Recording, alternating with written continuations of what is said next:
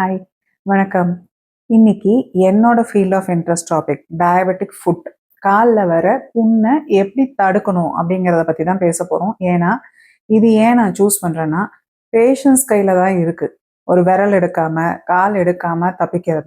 So நீங்கள் எவ்வளோ சீக்கிரம் ஒரு பிரச்சனையை பார்க்கும்போது டாக்டரை அப்ரோச் பண்ணுறீங்களோ அவ்வளோக்கு எவ்வளோ உங்களோட காலை பாதுகாக்கிற வாய்ப்பு எங்களுக்கு கிடைக்குது.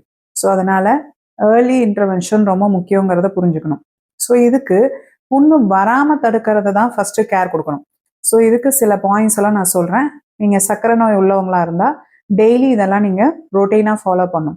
ஸோ ஃபஸ்ட்டு பாயிண்ட் என்னென்னா, டெய்லி ஒரு முறையாவது எப்படி நீங்கள் வெளியில் கிளம்புறதுக்கு முன்னாடி ரெடி ஆனோன்னே உங்கள் ஃபேஸை கண்ணாடியில் பார்க்குறீங்களோ அதே போல் டெய்லி ஒரு தடவையாவது நீங்கள் உங்கள் காலை நேர்லேயோ உங்களால் பார்க்க முடியல அப்படின்னா கண்ணாடி வச்சோ இல்லை பக்கத்தில் இருக்கிற உங்கள் ஃபேமிலி மெம்பர்ஸ் யாராவது ஹெல்ப் பண்ண சொல்லி உங்கள் காலை டெய்லி ஒரு தடவை பார்க்கணும். எங்கெங்கே பார்க்கணுன்னா, கால் விரல் சந்து, சைடில், குதிங்கால், பாதத்துக்கு அடியில், அதே மாதிரி பின்னாடி குதிங்கால் பின்னாடி வெடிப்பு ஏதாவது இருக்கா அதெல்லாம் பார்க்கணும். ஸோ என்னென்ன நீங்கள் அதில் பார்க்கணும் அப்படின்னா, ஏதாவது புதுசாக வெட்டு இருக்கா, வெடிப்பு இருக்கா, காப்பு காய்ச்சிருக்கா, ஆணிக்கால்னு சொல்லுவோம் இல்லையா, கார்ன், அந்த மாதிரி ஏதாவது இருக்கா, செவந்து இருக்கா, இல்லை கருத்து இருக்கா, இல்லை வீக்கம், நீர் வந்த மாதிரி, பஸ் டிஸ்சார்ஜ், அதே போல் ஸ்மெல்லு, ஃபவுல் ஸ்மெல் வருது. ஏன்னா நிறைய டயபெட்டிக் பேஷண்ட்ஸ்க்கு வலி இருக்காது. ஸோ அவங்க ஈஸியாக புண்ணாகி ரொம்ப நாள் அதை பார்க்காம மிஸ் பண்ணுவாங்க. So first inspection. ரெண்டாவது பார்த்தீங்கன்னா, காலை டெய்லியும் நீங்கள் வாஷ் பண்ணணும். அதாவது குளிக்கிறப்ப இல்லாமல் நைட் படுக்கும் போதும் வார்ம் வாட்டர் வேணும்னா யூஸ் பண்ணலாம், இல்லைன்னா நார்மல் வாட்டர்லேயே கழுவுங்க. மைல்டு சோப் யூஸ் பண்ணுங்க. வாஷ் பண்ணும்போது ரொம்ப ரஃப்பாக காலில் ஸ்க்ராட்ச் ஆகிற அளவுக்கு தேய்க்கக்கூடாது. வாஷ் பண்ண அடுத்த வேலை என்ன பண்ணணும்னா, காலை நல்லா துடைக்கணும். நம்ம யூஸ்வலாக காலை வாஷ் பண்ணுறோன்னா அப்படியே ஃப்ளோர் மேட்டில் தொடச்சி விட்டு வந்துடுவோம். ஸோ இது நீங்கள் நடுவில் விரல் சந்துலலாம் நீங்கள் ஒழுங்காக துடைக்கல அப்படின்னா வெடிப்பெல்லாம் வர்றதுக்கு வாய்ப்பு இருக்கும். ஸோ அதனால் அதுக்குன்னு ஒரு டவல் வச்சுட்டு ஃப்ரண்ட் பேக் எல்லாம் தொடச்சி முடிச்சதுக்கப்புறம் அந்த டவலை விரல் சந்துக்குள்ளே ஒவ்வொரு விரல் சந்துலையும் அந்த வெப் ஸ்பேஸ்லையும் விட்டு துடைக்கணும். ரஃப்பாக துடைக்கக்கூடாது. அதுவும் ரொம்ப முக்கியம். 4வது மாய்ஸ்சரைசர் யூஸ் பண்ணணும். ஸோ இவங்களுக்கு டயபெட்டிக் ஃபுட் இருக்கிறவங்களுக்கு என்ன பிரச்சனைனா, பெயின் எப்படி குறையுதோ நியூரோபத்தினால, அதே மாதிரி அந்த முடி கொட்டுறது, காலில் இருக்கிற முடியெல்லாம் கொட்டுறது, ட்ரை ஸ்கின்னு, அதில் கொஞ்சம் கூட ஈரப்பசையே இருக்காது. ஸோ அதனால தான் சீக்கிரம் கிராக் ஆகி புண்ணாகலாம். ஸோ அந்த மாய்ஸ்சரைசர் நீங்கள் போடும்போது என்ன பண்ணணும்னா, கால் பாதம் ஃபுல்லாகவே போடலாம், ஆனால் விரல் சந்தில் போடக்கூடாது. ஏன்னா வெப் ஸ்பேஸ் ஃபங்கல் இன்ஃபெக்ஷன், அந்த விரல் இடுக்குலலாம் சேத்து புண்ணுன்னு சொல்கிறோம் இல்லையா, அந்த மாதிரி இன்ஃபெக்ஷன் வர வாய்ப்பு இருக்கும்.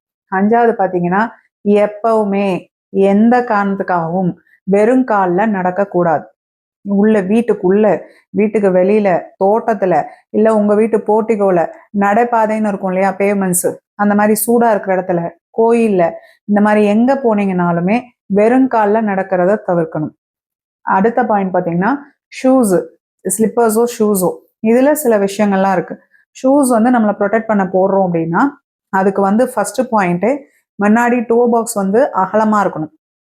ஸோ ஃபர்ஸ்ட் அது. அதே மாதிரி சாஃப்ட் சோல் இருக்கணும், குஷன்டு சோல் இருக்கணும்.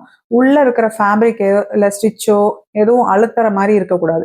நீங்கள் போடும்போது அந்த இடத்துல அழுத்தம் கொடுத்து ரெகுலராக யூஸ் பண்ணுறதுனால காப்பு காய்ச்சி போகிற மாதிரி ஆகக்கூடாது.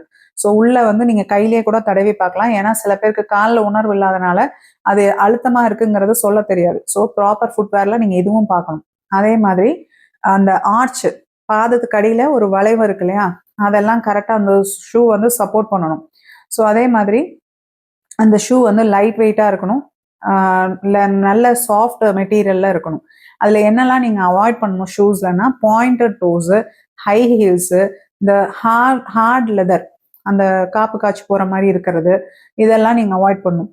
ஸோ ஷூஸ் முடிச்சது சாக்ஸில் பார்த்தீங்கன்னா, காட்டன் வேர்வை உரியக்கூடிய சாக்ஸ் யூஸ் பண்ணும். சீம்லெஸ் சாக்ஸ்ன்னு கிடைக்கும். அதாவது பார்த்தா உங்கள் பாதம் அப்படியே தெரிகிற மாதிரி. இது எதுக்குன்னா, நீங்கள் 24 ஹவர்ஸும் சாக்ஸ் யூஸ் பண்ணுறீங்க, இல்லை அட்லீஸ்ட் பகலில் வேலைக்கு போகிறப்ப யூஸ் பண்ணுறீங்க அப்படின்னா, நீங்கள் காலை திடீர்னு பார்க்கும்போது அதில் ஏதாவது ஒரு செக்ரீஷனோ பிளட்டோ இருந்தால் உங்களுக்கு உடனே தெரியும். அதுக்காக இல்லைனாலுமே லைட் கலர் சாக்ஸ் யூஸ் பண்ணுங்க. அப்போ அந்த கலர் டிஸ்கலரேஷன் வச்சு ஏதோ பிரச்சனை அப்படின்னு உங்களால் பார்க்க முடியும். டெய்லியும் துவைச்சு போடணும். சாக்ஸை க்ளீனாக யூஸ் பண்ணணும். சாக்ஸ் ரொம்ப டைட்டாக மேலே அந்த எலாஸ்டிக் இருக்கிற மாதிரி சாக்ஸ் யூஸ் பண்ணக்கூடாது. உள்ள ஷூக்குள்ள அந்த சாக்ஸ் ஃபோல்ட் ஆகி மடங்கி அந்த மாதிரிலாம் போடக்கூடாது. ஈர சாக்ஸை யூஸ் பண்ணக்கூடாது. அடுத்து பார்த்தீங்கன்னா நெயில் கேர். நெயில் வெட்டும் போது ரொம்ப கேர்ஃபுல்லாக இருக்கணும். பெரியவங்க வெட்ட முடியலனாவோ இல்லை உங்கள் நெயில் திக்காக இருந்தாவோ கண்டிப்பாக ஒரு ஹெல்த் கேர் ப்ரொஃபஷனல் தான் உங்களுக்கு நெயில் கட் பண்ணி விடணும். அதே போல் அந்த நெயிலை நீங்கள் கட் பண்ணுறீங்கன்னா நல்லா ப்ராட், டயபெட்டிக்னே தனியாக நெயில் கட்டர்லாம் இருக்குது. அந்த பேஸே பார்த்தீங்கன்னா ப்ராடாக இருக்கும். அதை வச்சு ஸ்ட்ரெயிட்டாக மட்டும்தான் கட் பண்ணும். அந்த எட்ஜஸ் எல்லாம் ரொம்ப உள்ளே விட்டு கார்னரை ரொம்ப எட்ஜ் வரைக்கும் கட் பண்ணுறேன் அப்படி பண்ணி புண்ணை உண்டு பண்ணக்கூடாது. அதே போல் மேலே ஓரளவுக்கு நீங்கள் கட் பண்ணும்போது அந்த நெயில் பெட்டில் இருக்கிற சதை இருக்கு இல்லையா, அதை டச் பண்ணாமல் கட் பண்ணுங்க. அதுக்கப்புறம் இருக்கிற ஷார்ப் எட்ஜஸ் எல்லாத்தையும் நீங்கள் வந்து கையிலலாம் அதை பிடிச்சி இழுக்கக்கூடாது. ஒரு ஃபைலர் வச்சு நல்லா தேய்ச்சி அதை ஸ்மூதன் பண்ணி விடணும். ஸோ நெயிலுக்கு இந்த கேர் நீங்கள் கண்டிப்பாக கொடுக்கணும். அதே மாதிரி ஹீட்டோ இல்லை வார்ம்த்தோ அதிகமாக கோல்டோ நீங்கள் வந்து இந்த ஹாட் பேக்கு, கோல்டு பேக்கு, ஏதாவது சுடுதண்ணிக்குள்ளே காலை விடுறேன், சோக் பண்ணுறேன், காலை ஊற வைக்கிறேன், அதெல்லாம் பண்ணக்கூடாது. அதே மாதிரி நீங்களே செல்ஃப் ட்ரீட்மெண்ட் பண்ணக்கூடாது. ஆணி இருக்கு, காப்பு காய்ச்சி இருக்குன்னா நான் யூஸ் பண்ணுற ரேசர் பிளேடை வச்சு கிழிக்கிறேன், நீடில் வச்சு ஒரு சீல் இருந்தால் குத்தி விடுறேன். இந்த மாதிரி செல்ஃப் ட்ரீட்மெண்ட், ஷார்ப் இன்ஸ்ட்ருமெண்ட்ஸ் ஏதாவது வச்சு நானே கட் பண்ணிக்கிறேன், எனக்கு தான் வலி இல்லையா அதனால நானே பண்ணிக்கிறேன், இந்த ட்ரையல் நீங்கள் பண்ணவே கூடாது. வலி இல்லாதனால தான் உள்ள எவ்வளோ டெப்த் இருக்கு, அந்த இன்ஸ்ட்ருமெண்ட்ல வந்து இருக்கிற இன்ஃபெக்ஷன் உங்களுக்கு உள்ள நீங்கள் இன்னும் அதில் இருக்கிற இன்ஃபெக்ஷனை அதிகப்படுத்தலாம் முடியும். ஸோ இந்த கேர் நீங்கள் எடுக்கணும். ஸோ செல்ஃப் ட்ரீட்மெண்ட் அவாய்ட் பண்ணணும். அதுக்கப்புறம் எப்பயுமே நீங்கள் வந்து ஸ்மோக்கிங் பண்ணுறவங்களா இருந்தால் ஸ்மோக்கிங்கை ஸ்டாப் பண்ணணும்.